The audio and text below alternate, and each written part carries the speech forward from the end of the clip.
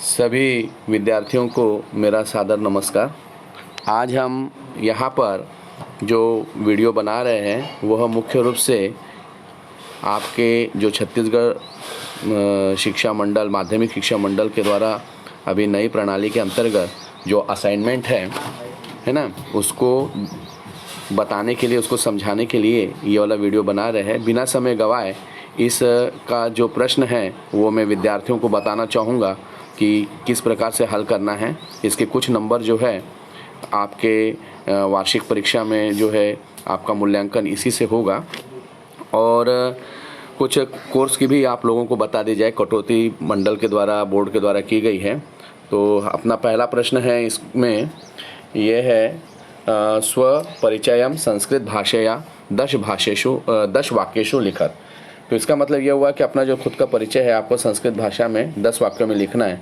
तो मैं आप लोगों को समझा देता हूँ। आपने शुरू से ही छोटे छोटे वाक्यों को पढ़ने का प्रयास किया है, या जो संभाषण होते हैं, संभाषण के जो पाठ होते हैं उसमें से आप छोटे छोटे वाक्य चुन सकते हो, ठीक है ना। जैसे कि मम नाम अर्जुन अस्ति, मम रायपुर नगरे निवसामि, है ना। मम पिता का नाम लिख सकते हो, माता का नाम लिख सकते हो, है ना। मैं 10वीं कक्षा में पढ़ता हूँ, मतलब 10वीं कक्षायां पठामि। इस प्रकार से मेरे परिवार में इतने सदस्य हैं, मम परिवार जैसे 6 सदस्य तो षट सदस्य सन्ति, इस प्रकार से। तो अभी आप लोगों को तो ये समझ में आ ही गया होगा, है ना। और आगे वाला जो प्रश्न है वो है, विलासा पाठस्य सारांशम शत शब्देषु हिंदी भाषाया लिखत। ये प्रश्न क्रमांक 2 जो है। तो इसमें देखिए कि विलासा पाठ जो है आपका पाठ क्रमांक 4 है आपके जो पाठ्यक्रम है उसके अंतर्गत।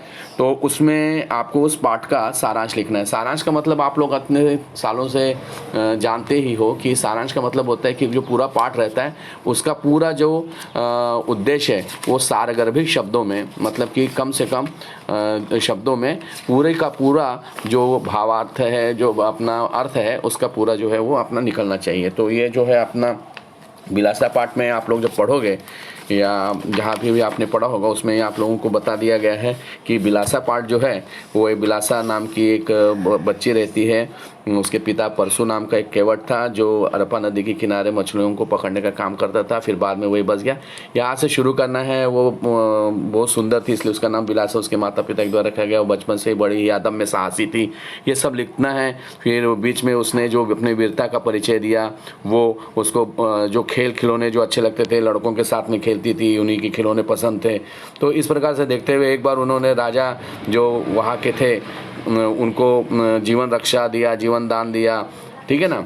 इस प्रकार से अपन बढ़ाते हुए लास्ट में ये जो बिलासपुर नगर है अपना छत्तीसगढ़ का, जहाँ पे हाई कोर्ट है, भी न्यायधानी है, वो उसी के नाम से, विलासा के नाम से ही सम्मान में वह नाम पड़ा है। तो इस प्रकार से सारगर्भित शब्दों में पाठ को पढ़कर अपने शब्दों में लिखना है, और कम से कम शब्दों में पूरा का पूरा जो कहानी है आपकी या जो संस्करण है, परिचय है, वो पूरा उतरना चाहिए, उसका अर्थ जो है उसमें समाहित होना चाहिए। तो ये हो गया। अब चलिए प्रश्न क्रमांक इसी से संबंधित जो है प्रश्न क्रमांक 3 में एक पद में आपको उत्तर देना है, विलासा शेषो काले। मतलब कि ये जो गद्यांश ऊपर में लिखा हुआ है ये प्रश्न क्रमांक 3 में कि विलासा शेषो काले बाला बाले स क्रीडति स्म, बालक बालिकाओं के साथ खेलती थी। तस्यै यह बालका नाम क्रीड का मतलब बालकों के खिलौने उसको बड़े अच्छे लगते थे। विलासा आदम में साहसी थी। तीसरा, एकदा पुरुषम सुप्तम बालकम नित्वा वृक्क पलायम कुर्वन्, मतलब एक छोटे हुए बालक को एक बार एक भेड़िया उठाकर ले गया।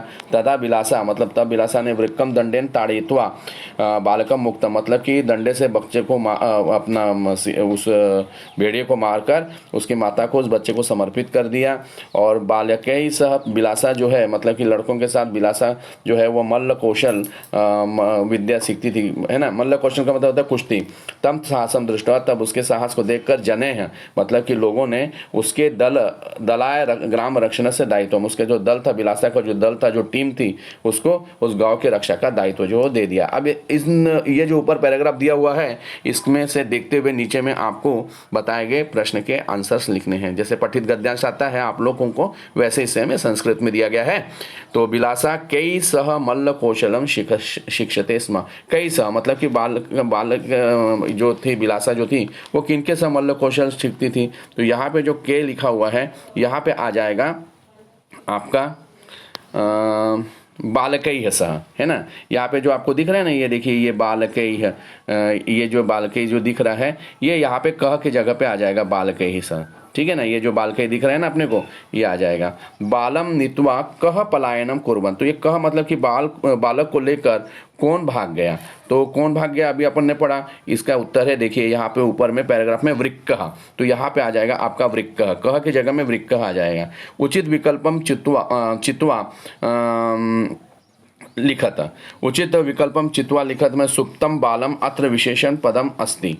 तो सुप्तम बालम का मतलब होता है कि सोता हुआ बालक, इसमें विशेषण पद क्या है, तो बालम तो नहीं आएगा, सुप्तम जो है यह शब्द बालम की विशेषता बता रही है, बालक की विशेषता बता रही है, इसलिए इसका उत्तर ये आएगा, ये बालम नहीं आएगा और आगे का जो है आपका सुप्तम बालम, ये दोनों भी एक साथ में नहीं आएंगे, ठीक है। अब अगला है अदम्य साहसिका आसीत, अदम्य साहसिका आसीत मतलब बहुत साहसी थी, है ना। यहाँ पे क्रियापद कौन सा है, क्रिया का पद कौन सा है, तो अदम्य तो नहीं आएगा, साहसी तो विशेषण शब्द है, ये आसित जो है ये इसका आएगा, ठीक है ना। तो ये हो जाएगा आपका आसित, ये शब्द आपका सही है, ठीक है।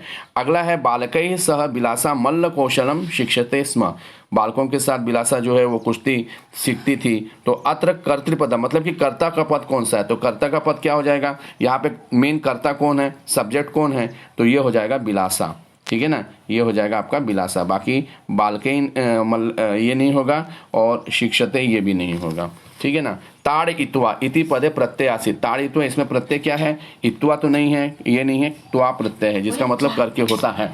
तस्यैह इति सर्वनाम पदम गद्यांशे कस्य प्रयुक्तम, ठीक है। तस्से यह शब्द गद्यांश में किसके लिए आया है, मातरम के लिए आया है, बालय के लिए आया है, बिलासाई के लिए आया है, तो सीधा है बिलासाई से संबंधित है पूरा पाठ, तो बिलासा से संबंधित आया है। सुप्तम इति पद से विलोम पदम भवति, सुप्तम का मतलब होता है सोता हुआ, इसका विरोधी शब्द क्या है, अपोजिट वर्ड क्या है, विलोम शब्द क्या है, तो सुप्तम का मतलब होता है सोता हुआ, तो इसमें क्रीडकम का मतलब तो नहीं आएगा, क्रीडकम का मतलब होता है खेलना, मुक्तम मतलब मुक्त होना, ये जागृतम मतलब कि जागना। रक्षणस्य इति पदे विभक्ति अस्ति, ठीक है। तो ये हो जाएगा आपका रक्षण से, इस पद में कौन सी विभक्ति है, तो हम देख रहे हैं रक्षण जो है ये षष्ठी विभक्ति है इसमें, क्योंकि इसका मतलब होता है का की के, इसका कारक चिन्ह होता है, इसलिए इसका उत्तर होगा षष्ठी, पंचमी नहीं होगा और आपका सप्तमी भी नहीं होगा। उसके बाद में ग्रामस्य रक्षणस्य समासम कृतम समासम कुरु, तो ये हो जाएगा ग्राम रक्षणस्य का समास हो जाएगा ग्राम रक्षस्य, क्या हो जाएगा, ग्राम रक्षस्य, मैं यहाँ पे लिख रहा हूँ देख लीजिए, ग्राम रक्षस्य, ग्राम रक्षस्य, यहीं पे लिख देता हूं मैं, ग्राम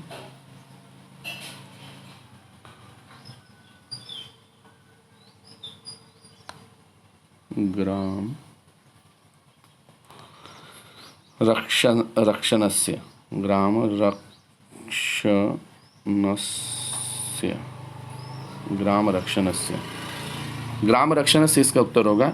इसके बाद में आगे में है ग्राम रक्षण से, आगे में है आपको उचितम शब्द रूपम चित्वा रिक्त स्थानानि करना है, मतलब कि आपको रिक्त स्थान जो है वो पूरी है, तो रिक्त स्थान की पूर्ति करना है। खाली स्थान कालिदास श्रेष्ठतम कविना कविषु, तो सीधी सी बात है कालिदास श्रेष्ठ थे, तो किस में थे, कवियों में, मतलब कि सप्तमी विभक्ति आएगी कविषु।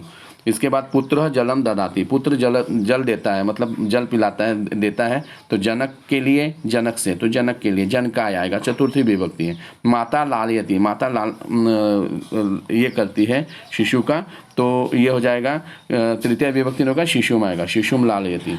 उसके बाद में चौथा है गृहम आगच्छामि, तो गृहम आगच्छामि ये अपना स्वयं के लिए बात की जा रही है, तो ये हो जाएगा अहम। पुस्तकानि पठन्ति, तो ये हो जाएगा बहुवचन है, तो ये आ जाएगा ते। सखा सखायः, तो ये हो जाएगा सखिन सखायो, तो ये आपका आ जाएगा सखायो। श्रुत्वा श्रुतिभ्याम श्रुतिभी, तो ये वाला आएगा श्रुतिभी, पहला वाला आएगा, दूसरा वाला नहीं आएगा। मानवात मानवेभ्य, तो मानवाभ्याम ये आएगा। ज्ञाने ज्ञानयोः ज्ञानेषु ये आएगा, और द्वारेण द्वाराभ्याम द्वारेह ये तृतीय विभक्ति का शब्द है। इस प्रकार से ये असाइनमेंट को आपको अच्छे से समझते हुए पूरा कर लेना है। है ना। मुझे उम्मीद है कि आप लोग इस वीडियो को देखकर जरूर लाभान्वित होंगे और आपसे अपेक्षा की जाती है कि इस वीडियो को अच्छे से देखें और आप इसका लाभ उठाएं और अपना असाइनमेंट पूर्ण करें। सबको मंगल शुभकामना के साथ यह वीडियो समर्पित करता हूँ। नमस्कार।